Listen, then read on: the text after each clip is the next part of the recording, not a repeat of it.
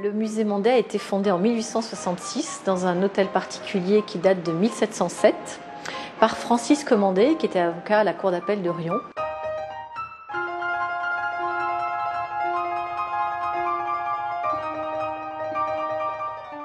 Plusieurs tableaux du XVIIe au XIXe siècle ont pris place sur les cimaises du musée, avec notamment quelques pièces célèbres, des pièces de Rodin.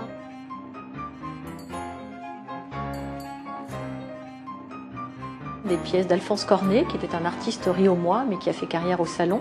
Il y a 2 salles qui sont consacrées à cet artiste-là, des orientalistes, des peintres misérabilistes, enfin un ensemble de tableaux 19e, mais aussi 17e, 18e de grande qualité. Donc fondation en 1866, puis première transformation en 1895 avec transformation totale du porche d'entrée et de la cour du musée, puisque au XVIIIe siècle la cour était une cour pavée et au XIXe siècle les Francis Mandé et ses successeurs décident de doter cette cour d'un bassin, de buis et d'en faire un petit jardin plus proche finalement de la philosophie XIXe que du bâtiment XVIIIe siècle. En 1970, un couple de Riomois, monsieur et madame Richard, décident de donner à la ville de Riom leur collection constituée d'objets d'art et d'art décoratif de l'Antiquité au XVIIIe siècle. Donc une collection extrêmement importante de 1500 pièces.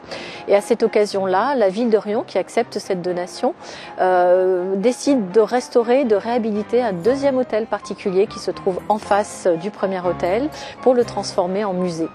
Les 2 hôtels étant reliés par l'ancienne orangerie qui sert de salle d'exposition temporaire.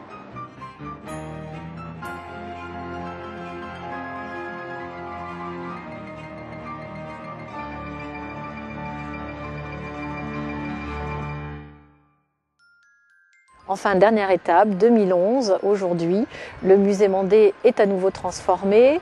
La réhabilitation architecturale de ce projet a été faite par les architectes François Bouchaudy et Fabienne Bécher du cabinet Brua Bouchaudy de Clermont-Ferrand. Et la scénographie des espaces a été faite par Alain Petit-Renaud.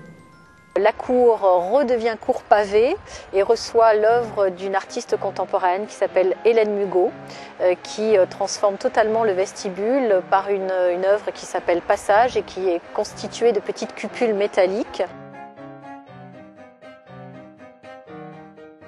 Les 2 ailes latérales, aile Est et aile Ouest, sont totalement réhabilitées également.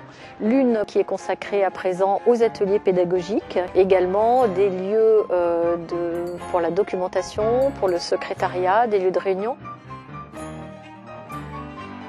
Un accueil qui est complètement refait, avec comme symbole un lustre de Olivier Gagnère, une salle de médiation et un parcours chronologique qui va présenter aux visiteurs la filiation entre pièces anciennes et pièces contemporaines.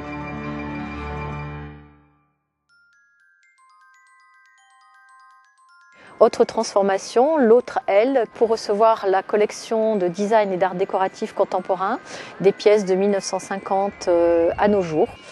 La collection d'art décoratif contemporain et de design s'est constituée à partir de 1990, à un moment où on se posait la question des acquisitions et de savoir s'il existait encore aujourd'hui des artisans ou des artistes ou des designers qui pratiquaient l'art de l'orfèvrerie, de la céramique ou de la verrerie. Pourquoi plus particulièrement de l'orfèvrerie? Parce que le musée Mandé a une très riche collection d'orfèvrerie ancienne et qu'il était intéressant pour nous de savoir s'il y avait encore des liens de filiation.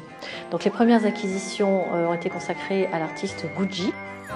Et puis petit à petit, la collection s'est étendue, s'est étoffée. Nous avons acheté des pièces italiennes et puis également des pièces d'artistes néerlandais, d'artistes d'Europe du Nord, allemands, des pièces d'artistes japonais, coréens. L'idée étant que la collection soit la plus internationale possible.